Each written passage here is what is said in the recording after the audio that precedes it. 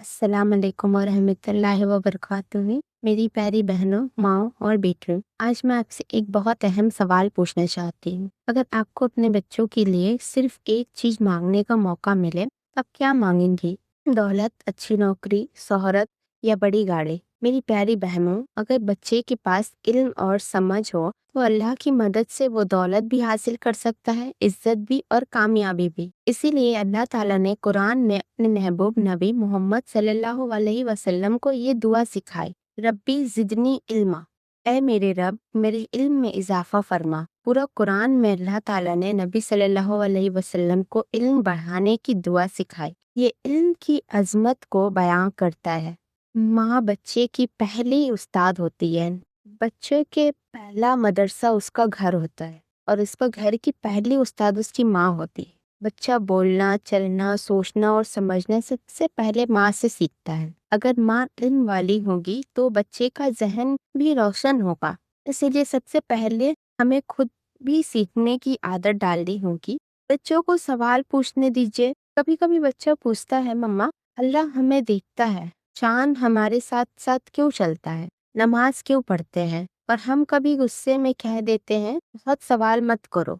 मेरी बहनों, बच्चे जब सवाल पूछता है तो उसका दिमाग खुल रहा होता है, उसकी सोच परवाज कर रही होती है। उसका डांटने के बजाय मोहब्बत से जवाब दीजिए। आज एक सवाल, कल का एक इल्म। मोबाइल से ज्यादा किताबों से दोस्ती। आज हमारे बच्चे मोबाइल बहुत चलाते हैं, लेकिन हमें देखना है कि मोबाइल उनकी तालीम बढ़ा रही है, वक्त बर्बाद कर रही है। हर माँ ये कोशिश करे, घर में छोटी सी लाइब्रेरी बनाए, बच्चों को कहानियाँ सुनाए, अंबिया अलैहिस्सलाम के वाकया बताएं, सहाबियत की जिंदगी सुनाए। जो बच्चा पढ़ता है उसका जहन रोज थोड़ा और बड़ा होता है। नमाज और कुरान ज़हन को रोशन करता है। सिर्फ स्कूल की पढ़ाई ज़हन को मुकम्मल नहीं बढ़ती, दिल का रोशन होना भी जरूरी है। जब बच्चा कुरान पढ़ता है, नमाज पढ़ता है, दुआ करता है तो अल्लाह उसकी सोच में बरकत अता फरमाता है। इसीलिए बच्चों को बचपन से बिस्मिल्लाह सिखाइए, छोटी दुआएं याद करवाइए, कुरान से मोहब्बत पैदा कीजिए। अच्छी सोहबत का असर। एक माँ को अपने बच्चों के दोस्तों पर नजर रखनी चाहिए, क्योंकि बच्चे अक्सर अपने दोस्तों जैसा बन जाते हैं। अगर उसका दोस्त पढ़ने वाला है, नमाजी है, अदब वाला है, तो उसका असर बच्चे पे पड़ेगा। माँ की दुआ सबसे बड़ी ताकत है। बच्चे का जहन सिर्फ किताबों से नहीं बढ़ता, माँ की दुआओं से भी बढ़ता है।